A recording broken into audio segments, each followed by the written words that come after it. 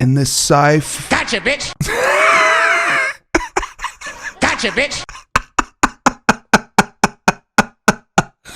You can't do that yet. I know, that one cracks you up. All right, I won't. It's the intro, Bill. In this sci-fi fantasy sequel, Connor McLeod, played by Christopher Lambert, or is it Lambert? Lambert. Lambert? Played by Christopher Lambert, has become an elderly man after losing his immortality. Living in a bleak future where the world is protected from solar radiation by a massive shield, McLeod regains his youth when he kills 2 assassins from his home planet. This results in an ongoing battle with the villainous and powerful General Katana, played by Michael Ironsides. Yes. But McLeod receives help with the noble Juan Ramirez, Sean Connery. This is, yep, you guessed it, we're talking Highlander 2, the incredibly amazing sequel to Highlander 1. It was given an endless budget to make and was ripped apart by those lousy cowards in their ivory towers. We're watching Highlander 2, The Quickening, the Renegade Cut! Blast it! Shots fired! Shots fired!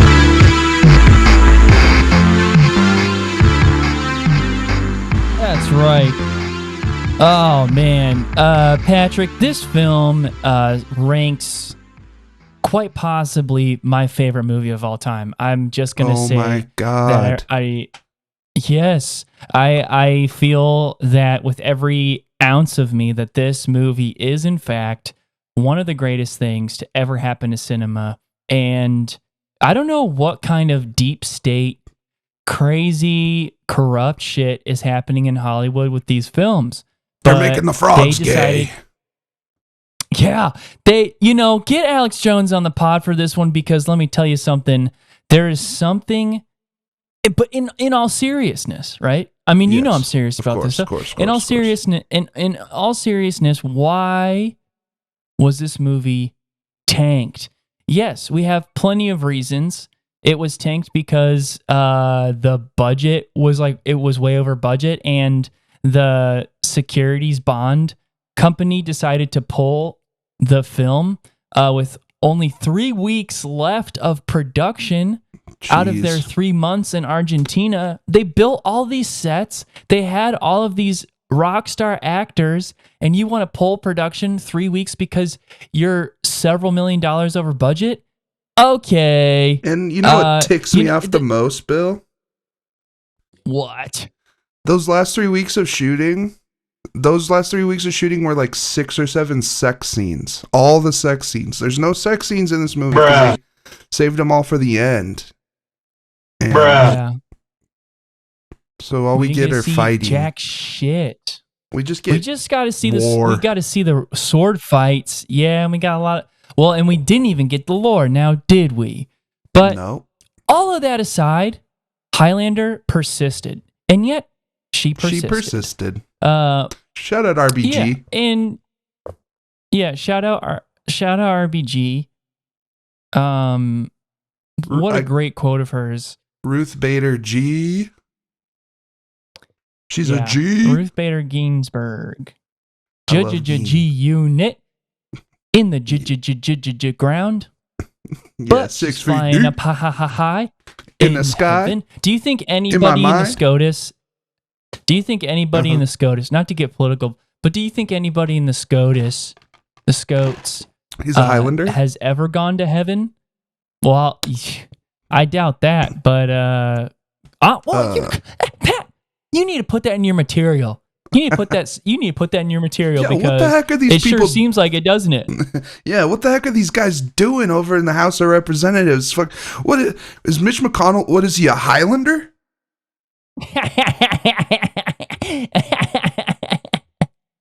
What is Lauren Boebert? What is she doing out there? What, she chopping heads off? And what is she from Zenith? Fired. That's right, dude. I feel like you could probably do a full 30 minutes on just Highlander comparisons to Yeah, you're so good at comparisons, Pat. Like you do such funny comparisons, like playing apples to apples with you. I've never laughed harder in my life because dude. of the amount, just the absolutely unreal comparisons that you do with apples to apples. For I'm the such a listeners, me fan. and Will are serious. We're really good at apples to apples. We play all the time. And Me and never. him we'll play it just together. Yeah, it's Just fun. two people playing apples to apples. It's But fun. yeah, And, don't get it twisted. It's very fun. And no, we do not play Cards Against Humanity. There's too much dirty things in there, so we stick with apples to apples. No. And to answer your questions, no, we don't play Cards Against Profanity from BYU. I do have a lot of very fun Mormon friends, but Cards Against Profanity actually has an agenda that's against gay people. It's called Proposition 8, and it came out in 2008. And you know what? The Mormon Church really backed it, and they're the same people that made Cards Against Profanity. Remember when we played that a lot? Remember when we were playing that for a lot, and we were like subconsciously becoming Mormon. Like they like made us change the way we dressed. Yeah. Which, let me tell you something. I didn't mind necessarily dressing Mormon because Mormons are some of the most beautiful, stylish. At least they're so stylish, but they have these beautiful blonde hair and blue eyes. Not that that's even my type. Pat, have I ever dated a blonde gal? Not that I can remember. No, I sure haven't. I'm telling you, it's not my type. So for all of the people out there in the chat that are roasting me right now, saying that I'm like racist and shit or whatever, just because I'm talking about blonde hair, blue eyes, please get off your high horse because, he who smelt it dealt it, and you're probably racist. Yeah. Ain't that right, Pat? They're calling you Aryan. Yeah, don't like that. No, that's kind of rough. I would personally like a little bit more ethnicity in my life. I was actually told my entire life by both of my parents that I have a bit of Cherokee Nation in me, and is that true, all I or had to do. Are they just yet to be confirmed? Are they just? Is this an Elizabeth Warren situation? Unfortunately, I think Elizabeth Warren has far more Cherokee Nation than I have. So I certainly can't claim it. I can't claim. No, I shouldn't. And I was here to say that, guess what? I found out that it's not what it seemed to be. I tried really hard. I went to Ancestry.com and I did so many records and stuff. And I did the 23andMe and all of that. But 23andMe is not a complete thing. And, certainly indigenous people aren't going to be throwing their DNA into a corporation like that. So 23andMe, for a lot of reasons, can fuck right off. You're really just sampling the white public. But, that's totally fine. I wouldn't trust that shit either. But I did because I really don't have anything to lose since I had that whole settlement with my biometrics in Facebook anyway. So. Yeah, Bruh. that was a weird time. Yeah. Sorry to get... Okay, we're talking Highlander 2. This movie gets me so heated, I start talking to politics. Yeah, I start talking politics. Okay, Pat, I know that you were the one that introduced me to Highlander in the first place. I know you're a big Scotsman. There can be only one. This movie means the world to me. You can play bagpipes. Yeah. Yep. For those that don't know, Patrick actually can play the bagpipes. He actually went to the Denver School of Performing Arts for high school for a full year, and they kicked you out, Pat, didn't they? Yeah, they kicked me out. I did fill my bagpipe full of Franzia, and they're like, "Why does your bagpipe sound like a bubbler when you're playing?" And I said, "Toothbrush," because I was drunk. I didn't know what was going on. And sophomore bagpipists it sounds like can't drink on campus, so you can't put a bag like of wine. Some politics at play. Yeah, I called it a bag of wine pipes. Yeah. That's But hilarious. I thought so, but they made me leave. But yeah, I can't play. I would play for you all on here, but it will break the mic. Bagpipes is so loud it will break the mic. And just from my perspective, it's never the magic of bagpipes doesn't really transfer well through screen. Yeah, it's one of those live. It's one of those live instruments that you really need to just experience in person to enjoy. I do make bagpipe hip hop in my free time. I do sample bagpipe and let me tell you, music. it's so sick. Mm-hmm. It's so sick. I'm not even a big hip hop head myself, but I love his music and I can't get enough of it. I've probably given you a couple thousand streams. Yeah. Just myself.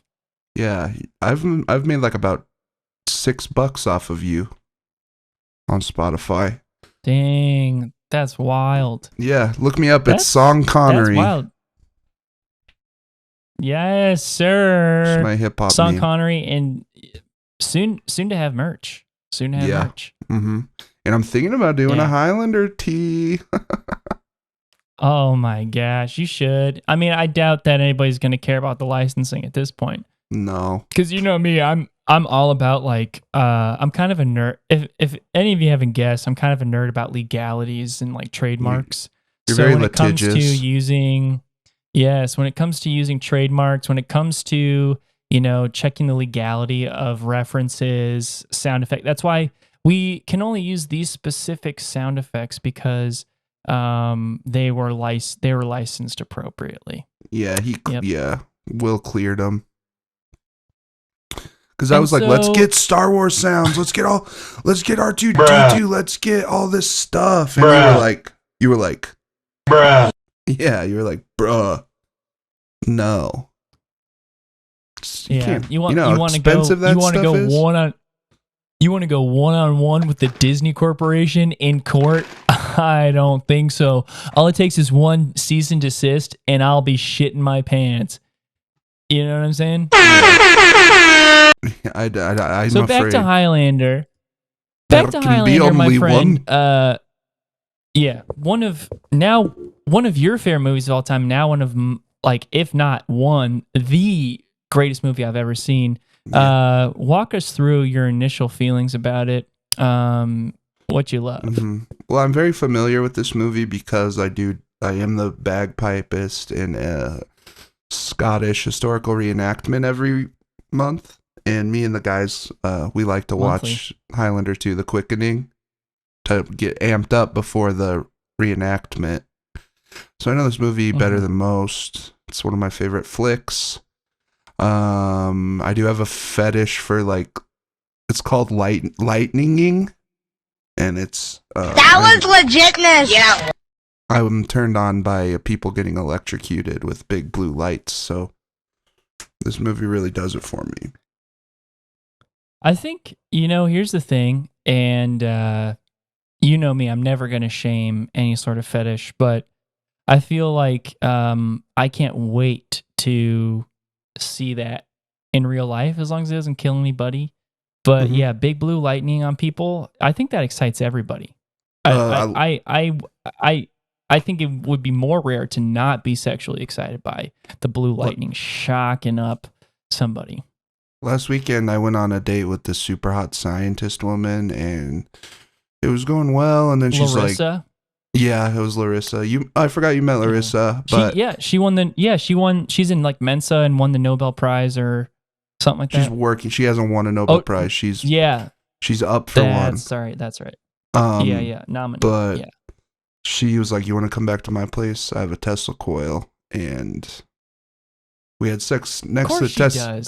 We had sex next to the Tesla coil, and it was divine. It was the best. I was pretending I was the Highlander. It didn't scare you? It didn't scare you at all? That's part of the fun, Will. Yeah, of course it did, but that's part of the fun. Wow. That would scare the living... See, that's what separates the boys from the men, I guess. Yeah, I mean, I couldn't get hard, but it was still awesome. That's what separates the boys from the men. Yeah. You're a man. But you and I both know that sex is so much more about penile penetration. And being hard does not quantify. It's not the most important thing. What You can intercourse, shove. what intercourse can be. Yeah. It's for me. It's mostly intellectual. I like to have mind sex. That's why I date God, scientists. I wish I was that smart. I wish I was that smart. Maybe someday if I read enough books, if I read enough on philosophy. Are you taking the pills that I mail you? Are you taking the pills I mail you? The nootropics? Yeah, every day. The lion's mane. I took so much lion's mane yesterday that I had and you can tell that it works because it like straight up will give you a migraine. Yeah. And I just felt like my head was just like somebody had taped my head. And so I looked up because for all you that don't know, I had a bachelor party with Patrick, and they pulled a really funny prank on me, and they put a bunch of barbed wire on the ground, and then they made me run into the woods, into the barbed wire, and it basically almost took off my foot. It was such a funny joke. That was all me. That was my rusty idea. Barbed wire. Yeah, it was so funny. And so it's still healing. You should have seen your face. You were crying so hard. Yeah, it was so funny. Oh man. And so yeah, it's healing up right now. I don't have health insurance, so I just had to kind of take matters into my own hands. And so basically I have been asking about, what is lockjaw? I don't remember the last time I got a tetanus shot. They say you get a tetanus shot every 10 years. Well, 10 years to me feels like 9/11. I'm always thinking in terms of 9/11. And that was so 20 years to ago. me, I'm like, okay, well, in school I had to be vaccinated, so I probably had it. So I probably gotten the shot, but at the same time, I'm not entirely sure. And thus, I was scared when I was getting these nootropic headaches that I was like, is this lockjaw? Is this the end of me? Do I have tetanus? No. No, it's okay. That's your brain morphing into genius. That's you becoming genius, S tier genius. Because you look it up. Like, was it hard to see? Are you having trouble seeing as well? Oh yeah, because that's what you're telling me about. They're like ocular. It's like a very ocular. I couldn't see anything. It felt like when you get to watch that spinny thing, and then you look at the wall and everything's moving. I really couldn't see anything. Just blinds, just complete tunnel vision. Huge blind spots. I really just had to lay down in the dark.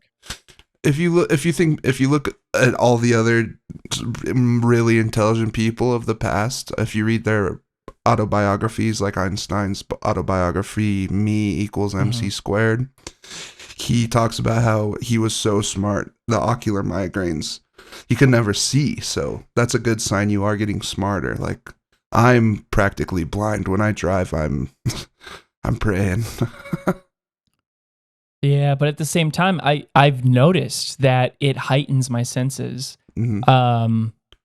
Completely. I feel 7 like times 7. 7 hear times 7. 7 times 7. 14. Yep. Shit, I know that's wrong. No, I know you're being nice. No, I think you 7 heard plus. times You heard 7. plus. 7 times 7 times 7. I can do it. Are you opening the calculator? 49. Did you open your phone? But I really feel the effects of this. And so with Highlander 2, Movie boys. let me tell you something here. Highlander 2 rocked my freaking socks off. I mean, I was blown away by the first one. Growing up, you always hear, there can be only one. And Christopher Lambert, my introduction to Christopher Lambert was through the Mortal Kombat movies as Raiden. So to see him be such a heroic figure in a more younger sense was pretty cool. And he really does an amazing Scottish accent mixed with his, your ninjas attacked my fighters lines. Your ninjas, but he turns it straight American with, there's no Scottish flashbacks in the quickening. But this movie blew me away. They really got into the details of the storyline of where did the immortals come from? Where did they, and what is the quickening? Obviously, we know the quickening is this full body orgasm that happens that reignites your immortality every time you cut off, because the only way to kill an immortal is by chopping off their head. Yep. So every time you do that, then you have this juiced. amazing blue lightning. Yeah, you fire off ropes of blue lightning and you are now immortal again. So, and that's why I like having sex next to Tesla coils, is because it's the closest way that I can emulate that. Yeah, because they're so loud. It's Tesla coils sound like it's just a disturbing sound. It's terrifying. It's another sound. plus. It's another plus for me because I do fart a lot during sex, so it does kind of. Because you're moving, you're active. Mm-hmm. It's hard for me to hump without letting gas out. Well, yeah, and you do a lot of bath work. Not bath work. I was thinking of sound baths and breath work. But because you've led me through a couple of those sound baths yourself, and the breath work involved in that isn't just through your mouth; it's through your anus as well. Yeah, you got a lot of people. Yeah, that's high tech stuff. You have to breathe through your anus, in through your mouth, out through your anus. It will help your stamina. And that's circular breathing. Yeah, that's circular breathing, and a lot of fun fact to those out there. How do you play the bagpipes? Yep, exactly. Yeah, it's a musical trait where you don't even have to take a breath anymore. It's circular breathing. But guess where the air is going out? Your butt. There you go. Yeah. But I can play notes with my butt farts. So let's get into the details about what Highlander 2 was up against. This movie got a 0 on Rotten Tomatoes.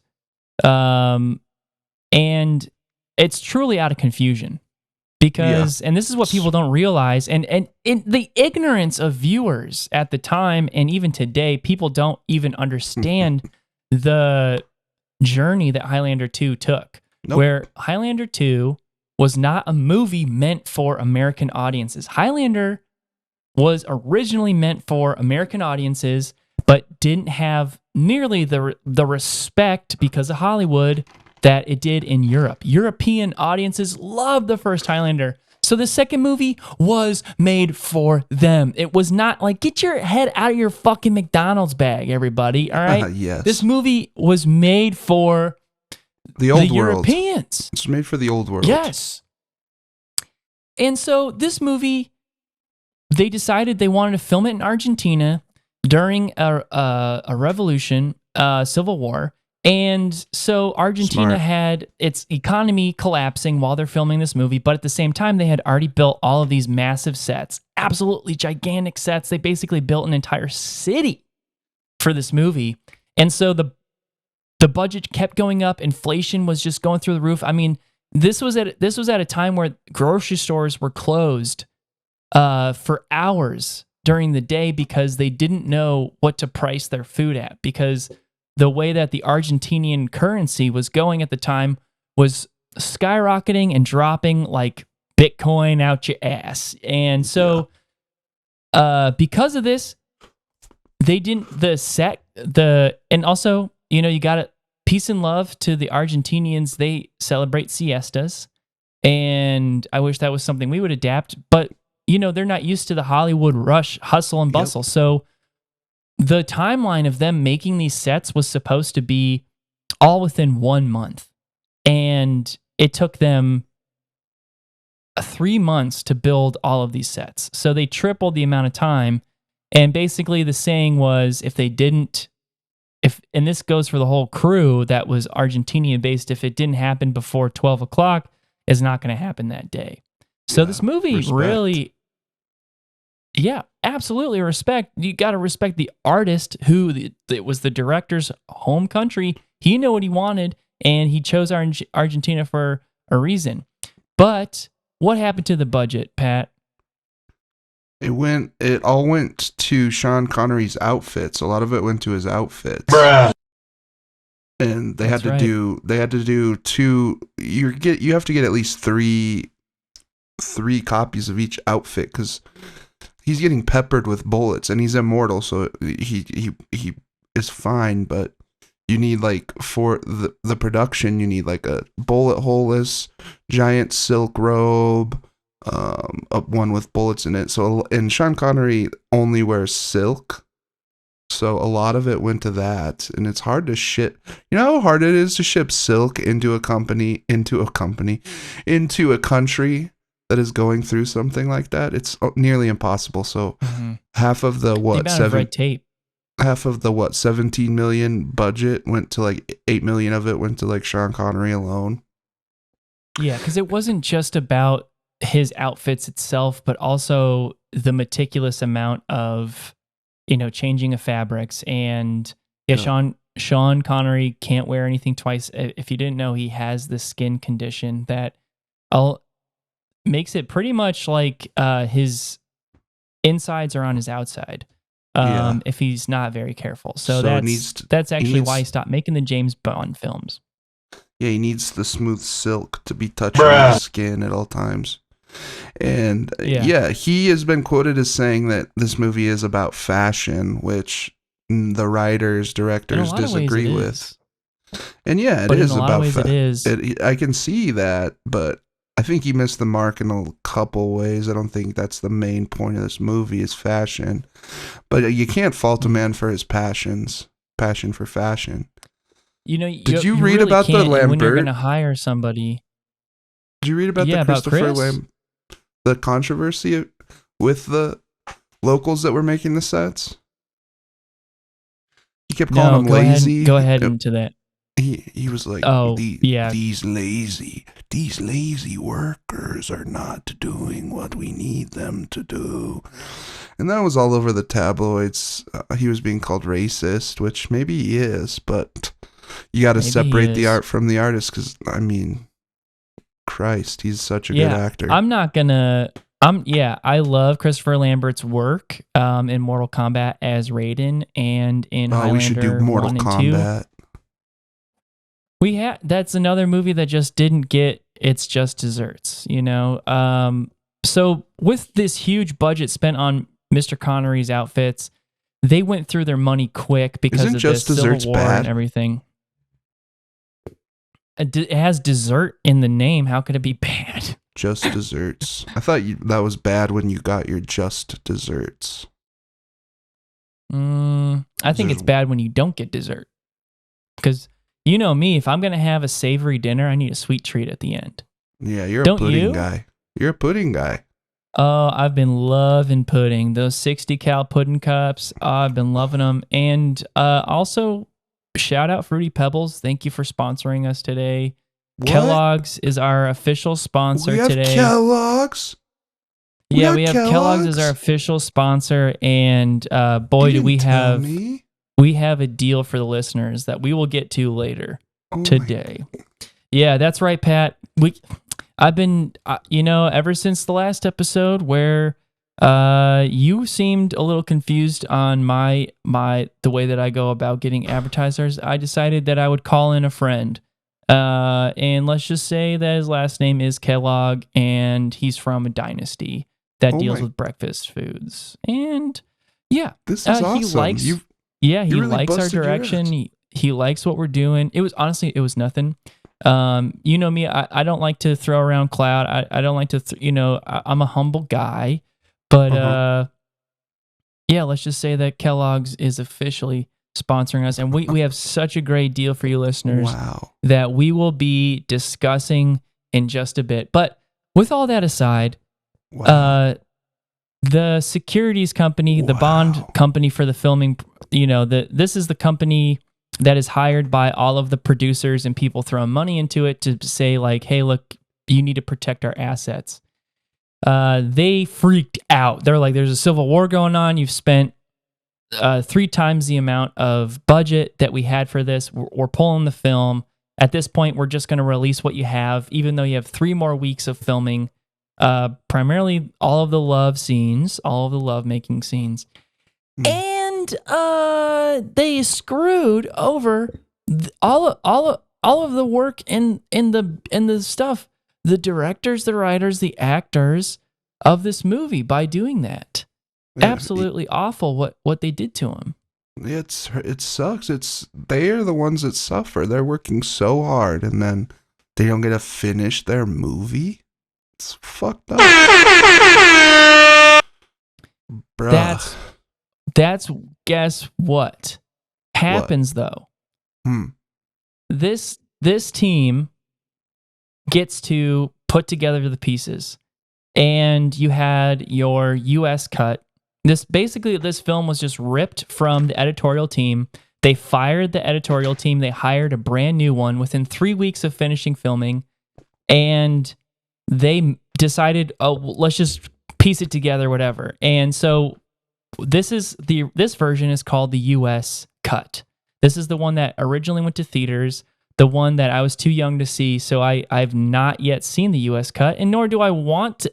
I don't want to see what these money-hungry freaking snakes, this deep state Hollywood shitheads made of this beautiful movie. Because then it went to Europe's market, and this is called the British cut. And let me tell you, the editorial team knew their audience for this one, and they treated them right. But 4 years after this film came out, our directors and writers and Mr. Lambert himself came together, and they said, you know what? We have the film, we have the shots, and I got some free time. Let's put together the cut that we meant it to be. And this is known as, Patrick, go ahead and tell him. The renegade who had it made from around you. The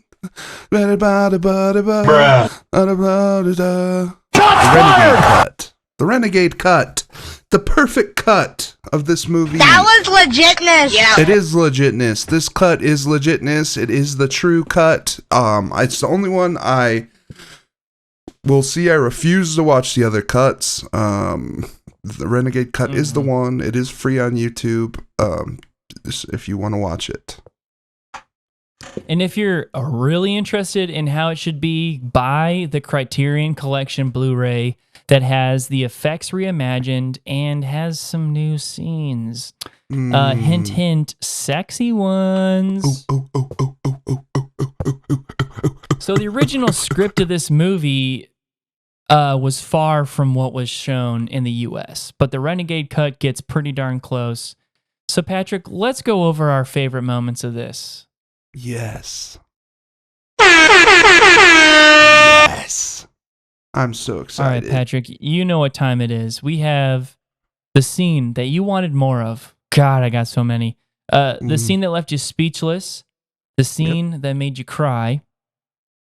The scene you might be able to agree with the critics on. And then, of course, our God tier scene.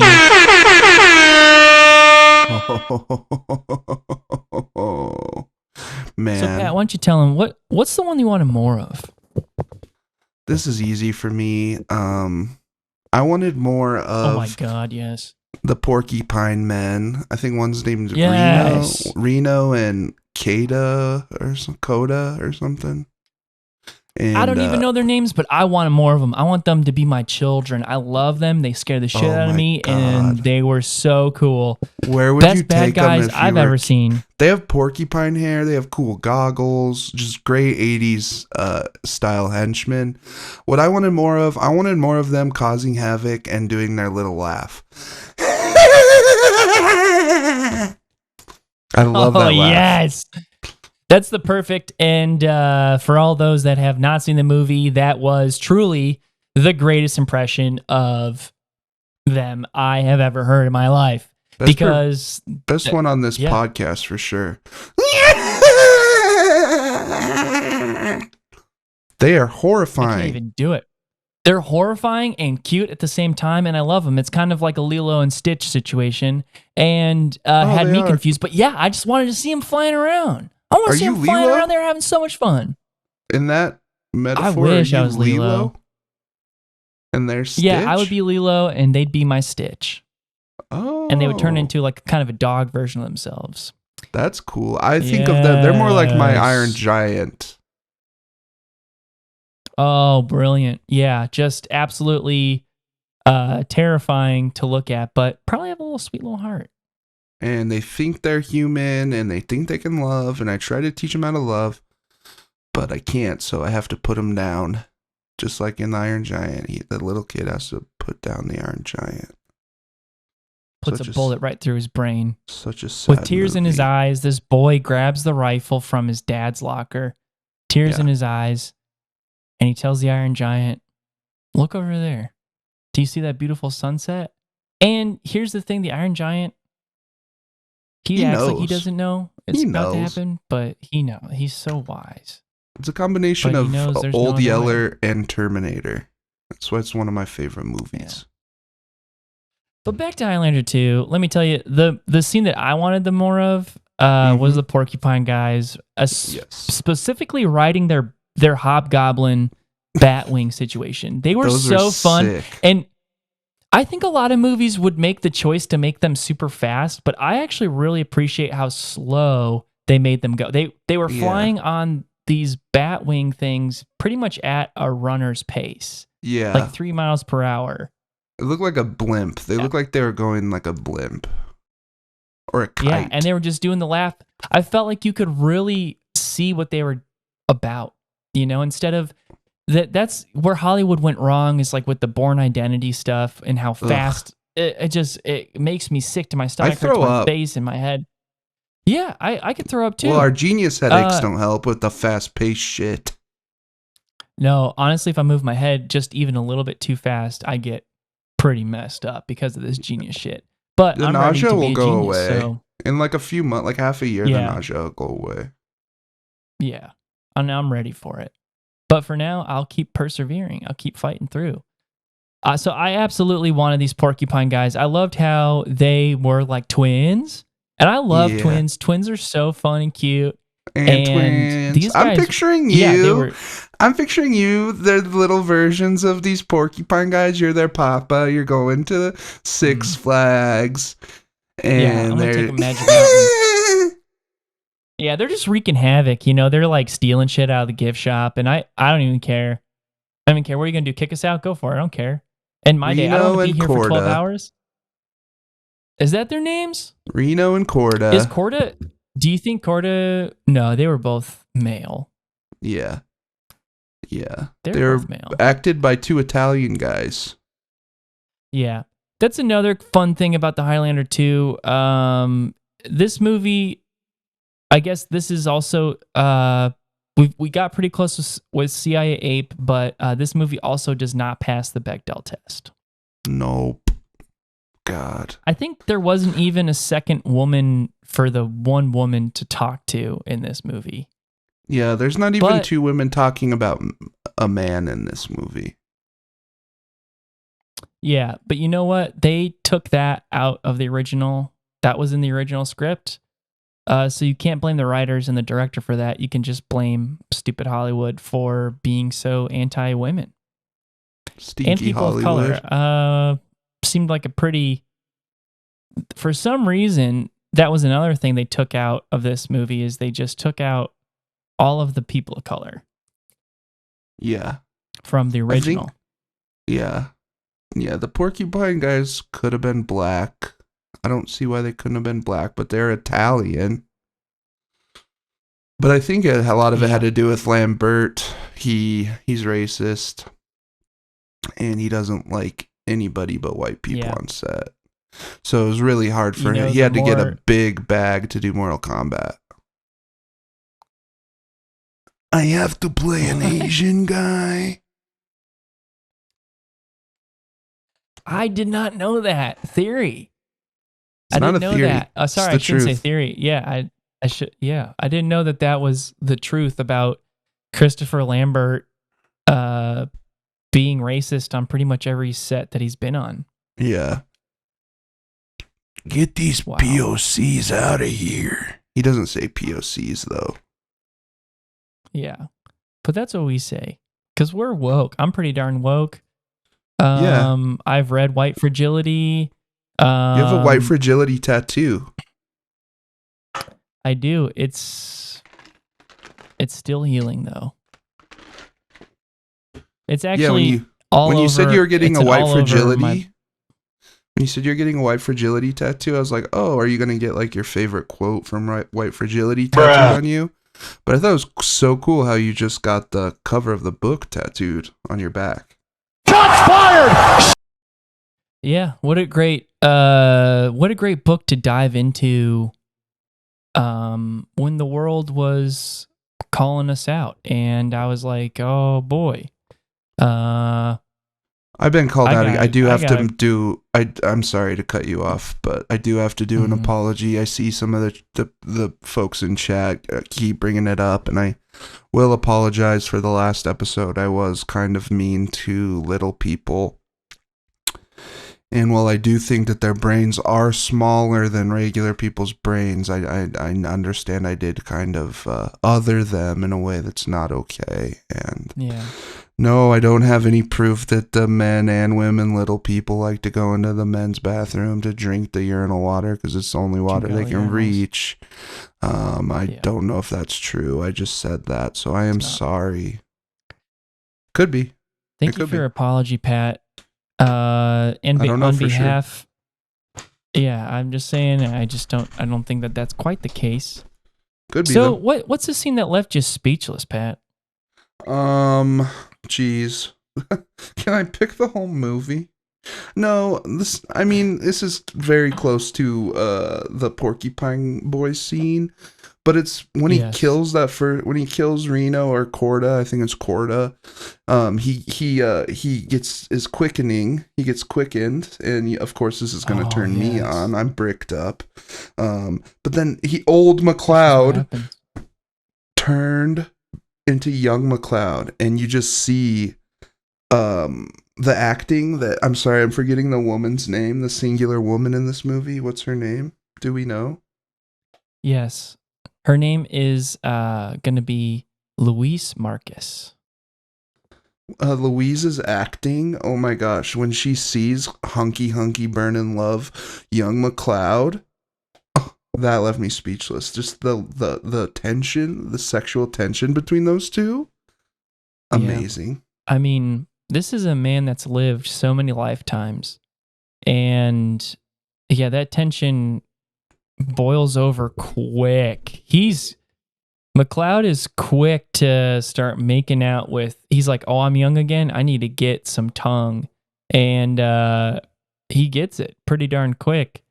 Because And it just Luis sucks that Marcus, they never got to finish. They never got to release that. I never get a release. I don't know. There's never a scene where I can finish. I don't get to release the sex scenes aren't there, and I wanted a sex scene. oh yeah, because you like to bust while you watch movies. During sex scenes, yeah, of course. You don't jack Yeah. during sex. You don't come during the sex scenes in hot. It's been movies. a minute. It's been a minute. What was the last but movie I you mainly launched like to to? watch them and think about it. What was the last movie you launched it's- to? This is gonna date me probably. Shut up, Chad. People say um, launch. I think probably the last movie that I launched to was gonna be. It's for some reason, I'm kind of embarrassed of this answer, Uh-huh. but I hope it. I don't get completely roasted for this one. No, me and But Chad it's going to be appreciate it. Avatar. Yes. Oh, I bet you are so excited for the new one. Wait, the Airbender? Yeah, not in that way, but yeah. No, not The Last Airbender with Ong. Yeah, M. Night Shyamalan, go to hell. One of the best movies he ever made. I don't know what happened to the critics on that, but M. Night Shyamalan, you turned your back on us with that movie. That movie is one of the greatest movies you've ever made. Signs, I don't care about Signs. Ugh, Uh, scary. Sixth Sense. I don't care about that. That's Scary. also too scary. You made one good movie in your entire career. It's called The Last Airbender. And as soon as the critics were in about it, you said, I don't even know what you said. You made up a bunch of excuses, and I will never forgive you for that. I will never forgive you, and I have no respect for you because you poured your soul into something, and you don't want to love yourself enough to admit that you love your work. Like me and Patrick are both artists. We know what it's like to dissect our own piece and to dissect our process and all of that. But I would never throw myself under the bus when I've made something that I know personally is the most beautiful thing I've ever touched. But we'll be doing Last Airbender another day for sure. Yes, God, I love that movie. I forgot what my even point was. Oh yeah, the scene left you speechless. So you're talking about this beautiful kissing scene. Yeah. I'm a romantic, Bill. You are. You're such a romantic. You might as well call you Bill because you're like a Bill Shakespeare. You are. If I know somebody that loves love, it's you. Yeah, you're quite the poet. And Chat's asking about your leg. You're such a romantic. Oh yeah, leg's all right. I've got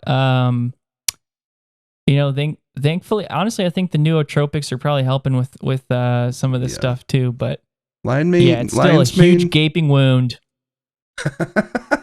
We got you so good, you doofus. You really messed it up. It's just hanging on by a couple tendons. That how's your fiance? Taped up.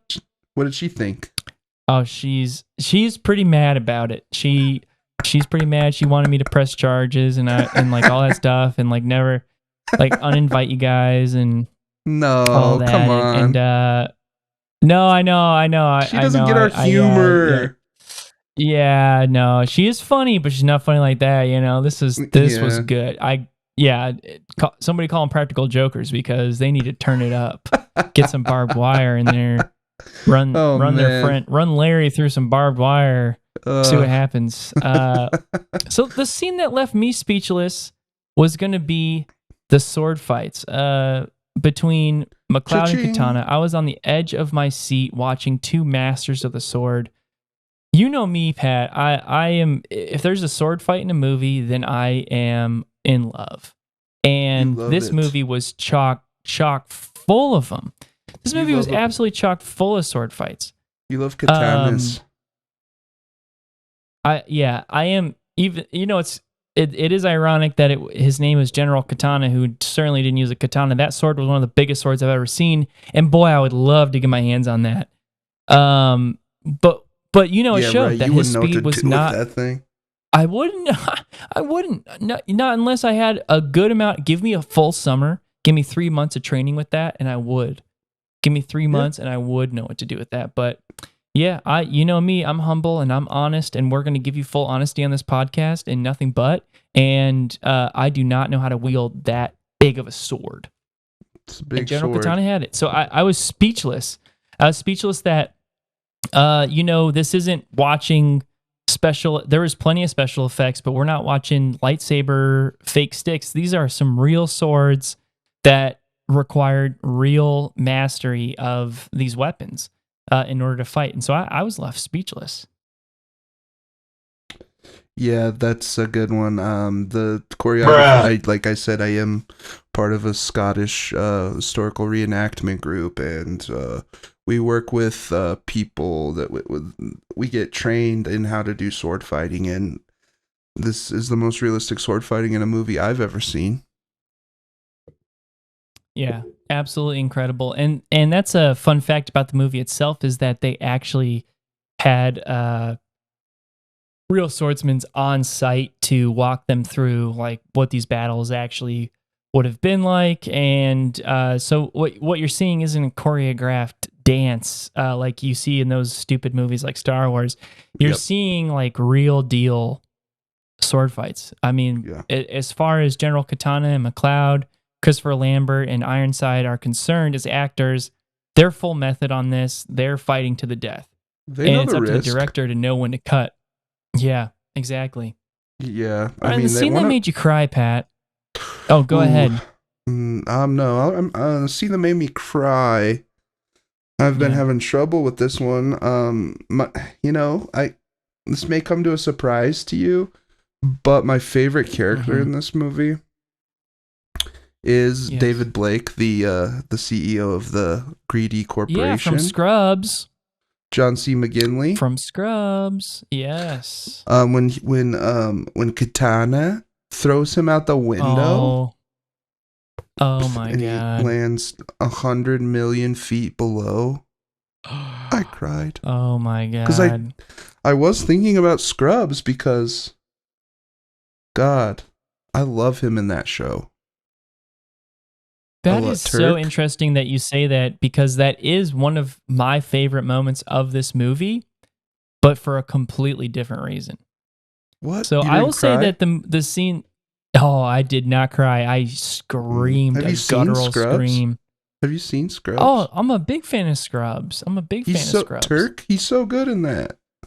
But you know, he's just you just know that he was, David Blake was just a real nasty CEO piece of shit. And I was happy to see him die. But the scene that made me cry was when you're watching the second movie, you're like, okay, what happened to the love interest from the first? What happened to the woman from the first movie? Yeah. That McLeod, that truly saved McLeod's life. That you were asked as an audience member, you were asked to give over all of your emotions and support to this romance. Where the fuck is she? Why would they not include her in this second film? When I've already invested this much, she's obviously a great character. She's obviously put a lot of herself into this film. Right. Well, it turns out that the world is freaking on fire. The ozone layer is completely depleted. And she died of sun radiation. That made you cry. You loved her. Oh, okay. So you're okay. Okay. You're in this hospital ward surrounded by other people dying of the sun radiation ward, where people have like first degree burns all over their bodies from the sun radiation. Her eyes don't even work anymore. Oh, I'm just getting so depressed just even thinking about it. Makes me so sad. Yeah. It is a sad scene. Because you know that the ozone layer is slowly repairing itself in real life. So that's a hopeful cause. But it wasn't looking too good back there in the 80s when they were making this film. Yeah. It was not, especially with the CFs and our the CFs and our aerosols. That was depleting our ozone heavily. Pretty hardcore, actually. Bad stuff. Do you think we'll ever have to put a big shield in the sky like they did? No. I think the human race will be long gone before we ever give science the benefit of the doubt that they could actually do something like that. I think that the human race, we might see a fallout of something like people going underground, like the elite 1%ers of the world going underground, or potentially leaving the planet. But are we the 1%ers? No, we're not 1%ers. I'm talking about Bill Gates. Bill Gates and all the kids he fucked on that airplane and all that stuff. I don't want to get sun radiation though. We're gonna get sun radiation, and I'm getting into Jurassic World territory. You know, I'm a freak about Jurassic World, and Jeff Goldblum killed it in that movie. But I won't get into his philosophies. Michael Clayton needs to just write a book on the philosophy of Dr. Alan Grant. It just, you know. You mean Michael Crichton? Michael Crichton needs to. Did I say Michael Clayton? Yeah, that's a good movie. That's an old coworker of mine. It's a good movie. Isn't that funny how that happens, where you talk about a name and you bring up somebody you work with? Freudian Shout out slip. Michael Clayton. Friend of the pod, great dude. Good movie. Worked for drivers, drive-ins, dives, and dashes. Dang, he's friends with. He worked with Guy Fieri, and he's a nice guy, I bet. Yeah. Oh, the nicest guy. Gave me a shot at working in reality TV, and that's how I got into the biz. That was my foot in the doors that I really hit it off with this guy when I was interning, working on this HGTV show, And he was honestly the one that Humble introduced brag. me to Scientology. Yeah. Humble brag. So the Travel Channel is full of people that love Scientology, and they really introduced me. I thought we agreed that you weren't going to talk about Scientology on here anymore. Oh, yeah, I forgot. Sorry. Thank you. Please See, another zip Freudian it. slip. So, okay. All right. So now, is there a scene, Patrick, Sorry, I'm is there a mad. scene that you about the Scientology thing, or about Yeah. the scene I'm about to say? Scientology. Okay. Every time you They bring it have up, a kickball league, a volleyball league, a basketball league. The cares? intramural sports is so fun. we could do that you And- could do that in the city with the city. You could just probably some comedians out there that you could play kickball with. Oh, so yeah. Hopefully, Comedians don't soon gang enough. stalk you if you It try to doesn't even- leave. Yeah, well, I can't even get in. They are not even returning my calls at this point. I think I might have really screwed up. What'd the you other do? night. Well, we were all at the Irish Oak, and we were just having a couple beers and all that stuff, and I start ordering shots, but like a lot of them, they can't have like hard alcohol. I guess that's like a rule that they're like, Oh, it's a thing where they just can only have beer. So I ordered 12 shots. I took all the shots, but like, you know me, I'm a lightweight, and why did I'm you like take an 12? embarrassing drunk, because that's how many I ordered for my friends, and it was Patron. I'm not going to let that go to waste. So Yeah, I put these like 12 fair. shots on like my credit card and all that stuff, and like Jeez. I just took them all like super fast, and yeah, like, you know, you guys pranked me, so I was like, okay, like, let's bring some of that sense of humor there. Mhm. And I had like, you know, my little pocket knife, my little Gerber fishing utility knife, and I was just slashing tires outside, and they were like, Wow. I swear they were laughing at it, but I guess like, yeah, I don't know. I guess I offended some people by slashing some tires. How long but ago was this? Whatever. Oh, this was Tuesday. Ooh. Have they? Yeah. You slashed all their. Are they mad at you? Are they gonna like respond? That's what I think, because I Retaliate? in my memory, my memory was that they were laughing, they were cracking up. I'm You just are like 12 stabbing these tires. I wouldn't have kept going. You know me, I'm a comedian too. I can read a room, and I'm Commit. slashing a tire. Yeah, I'm slashing a tire. I'm getting positive feedback for that. I'm You're hearing the gonna commit. laugh. I'm getting the positive feedback. Yeah. I didn't set out to just like, I was just wanting to show them some knife tricks. I didn't set out there to slash and slash and slash and slash tires, but here we go. Momentum. I'm getting the built. laughs. Yeah, exactly. Wow. I'm Well, a be natural. safe. I'm a natural clown. So I think that's pretty cool that you slashed all Oh. those Scientologist tires. Just be safe out there. Make sure they're not like oh, watching you got you at nothing to home. worry about. Do you know where That's you all do they, lore. That's do they know lore. where you live? I wish they would come over to my house. That would be Oh so my great if they God. knew where I lived. So, Pat, What am I what's a gonna do with scene you? that you might agree with the critics on? Oh geez. I hate this one. Do I have to do this one? Well, maybe you'll agree with me on this. Yeah, you go first. Actually, I think you've already made your point that you don't agree with me on this, but Luis Marcus, who is probably a 21-year-old at this point, Yeah. she seems pretty like in love with life, hasn't been beaten down by the world, doesn't have like any rejection letters from the church or anything like that. And Christopher Lambert, Connor McLeod, is a man that's lived truly just thousands and thousands of years. And he goes straight from being like a 92-year-old man on his deathbed to sucking face with this 21-year-old. And it just had some, I know that there's legality there, I guess that works, but there was some creepy vibes. I just couldn't quite get into the sexy stuff. I get that. You know, I put that out of my mind. It is a little you were statutory. swept away. So there is a it weird just- power dynamic there.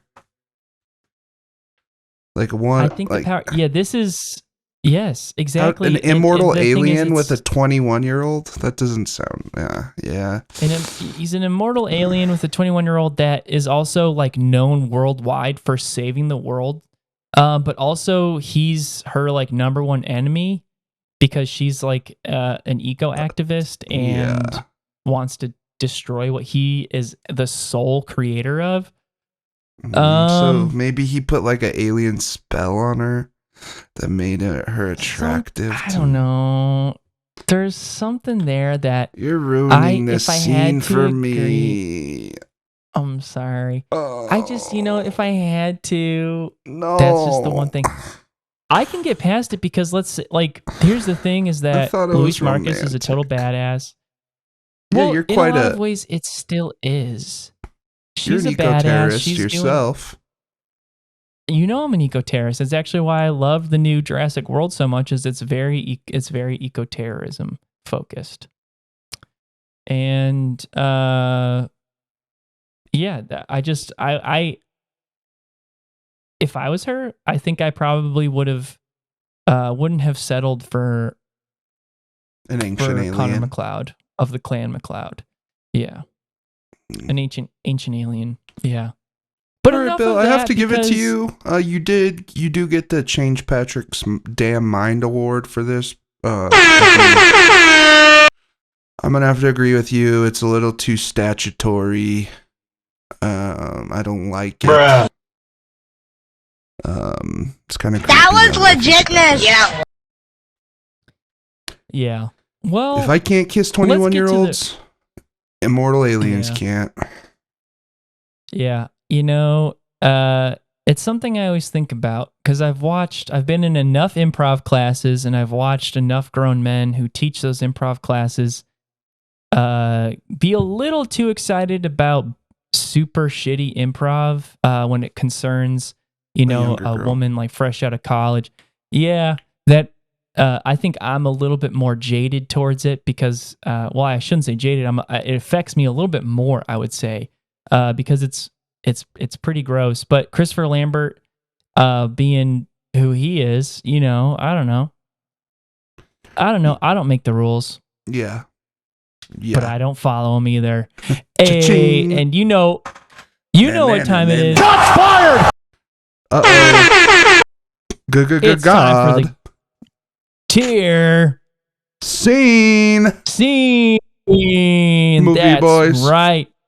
Oh, yes, movie boy. sir. I'm a movie Yes, boy. sir. I'm a movie Patrick, boy. why don't you...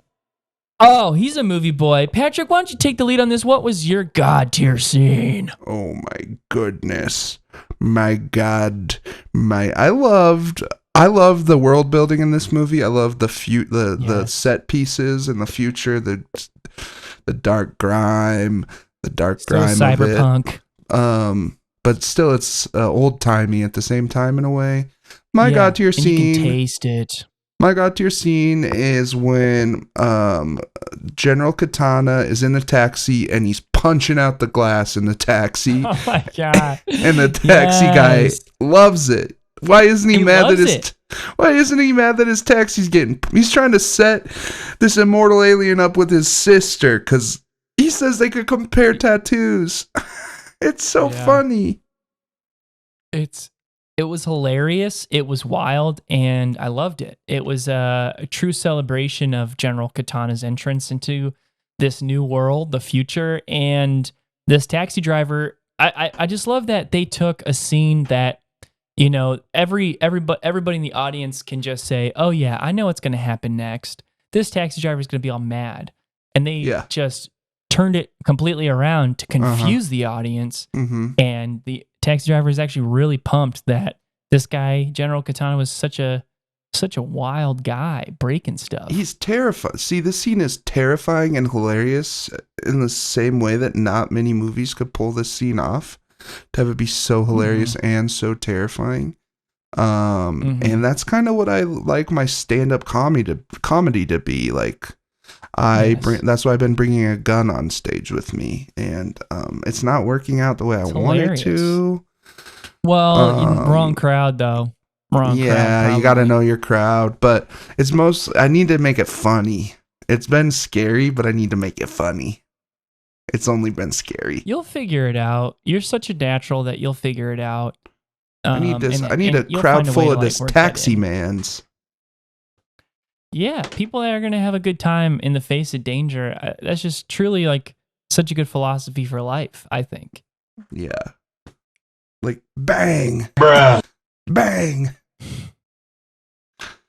Joke, Yeah, you just pointing it at bang. people? Yeah, and then I'm doing a fake. I'm you doing want to shoot it off. I'm not shooting anybody, but I'm pointing it at him and I'm going, bang.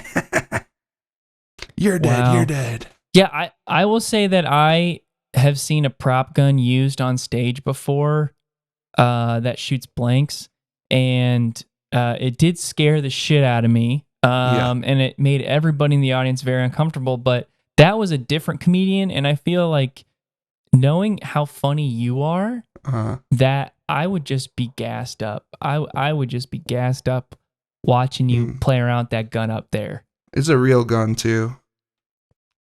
Wow. The closer, I turn the safety on and off. That's my closer. See, I'm already laughing. Yep. All right, so my God tier scene, let me tell you this, Spit it, and Bill. this is going to be a blow to you, and I'm not trying to change anybody's mind here because you had a great reason, but my God tier scene is when General Katana confronts David Blake, who's been a big bad guy, and he's had enough of David Blake's shit, and General Katana grabs him by the nuts, lifts him up and squeezes so hard that he explodes his nuts, like RoboCop style. Yep. And then he tosses him out the window. And it's like, dang, is this guy an anti-hero? Did he just save the day? It's But a also tangled is web. the bad guy? It's It is such a tangled web. And at the time we were dealing with the mono genre sort of thing with cinema. And I know we talk about this, but Highlander 2, The Quickening, really bends the mono genre of, is this a sci-fi film? People claim this is a horror film. People claim this is a comedy. People claim this is an action thriller, fantasy. This covers them all. This is a true like octagon genre. And it really hits the parts. So multifaceted. I truly love it. All right, so let's see what the critics say. We got we have some really big critics on this. And let me tell you something. We're going to start with the biggest, Roger Ebert. Rest in peace. I've never agreed with him once on anything. And this movie's no different. So Ebert had to say this. This movie has to be seen to be believed. On the other hand, maybe that's too high a price to pay. Highlander 2, The Quickening, is the most hilariously incomprehensible movie I've seen in many a long day. A movie almost awesome in its badness. Wherever science fiction fans gather in decades and generations to come, this film will be remembered in hushed tones as one of the immortal low points of the genre. Okay. Wow. Okay. Wait. What's this? Shots fired! Shots fired! Ebert, if you were alive, I'd want to punch you in the face for what you just said. I'm about to throw up. I'm so disgusted. What blows my mind is how somebody could be paid so much money to have such a terrible opinion on things. Yep. We watched this movie. We saw what it was. We know what we were dealing with, and yet this man decided, because who was paying him? Who was slipping this guy some cash to say these things? What are the deep state Hollywood critics? Yeah. Passing money, the What studios dark money did they money. give him? Yeah, this is blood money for Ebert to say this shit.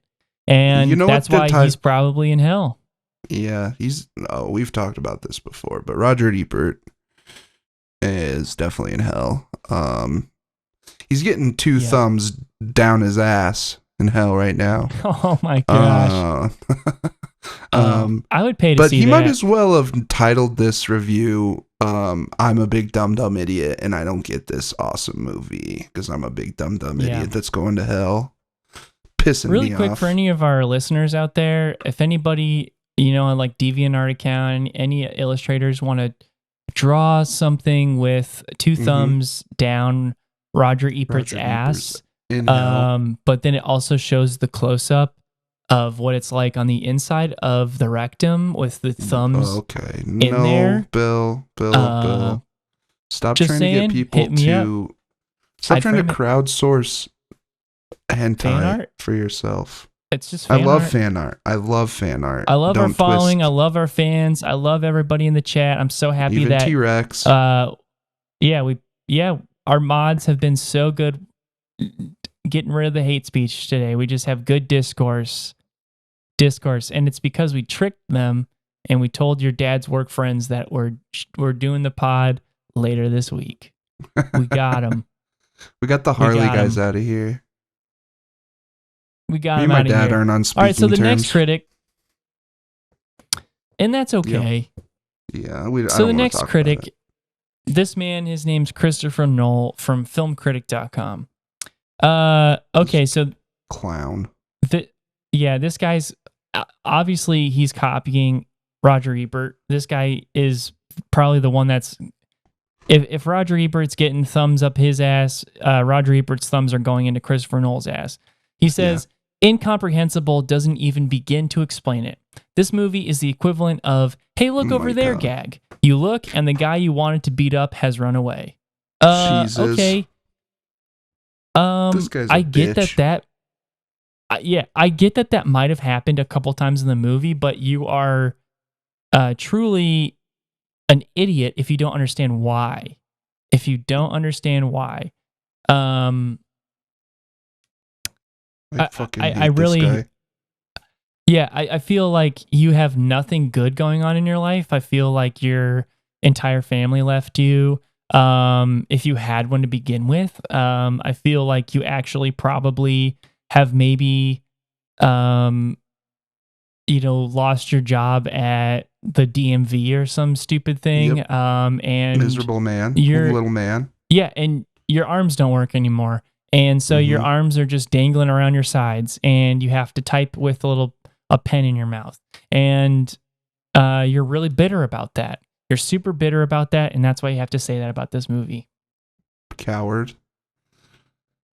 And if I ever see you in public, Christopher Knoll, I don't even care if your arms aren't working. I'm kicking you down an escalator like that video. I know you've seen it. That's right. And don't think that Patrick won't do that, because Patrick has done that, but it was in self-defense. Yeah. It was against a man with no arms.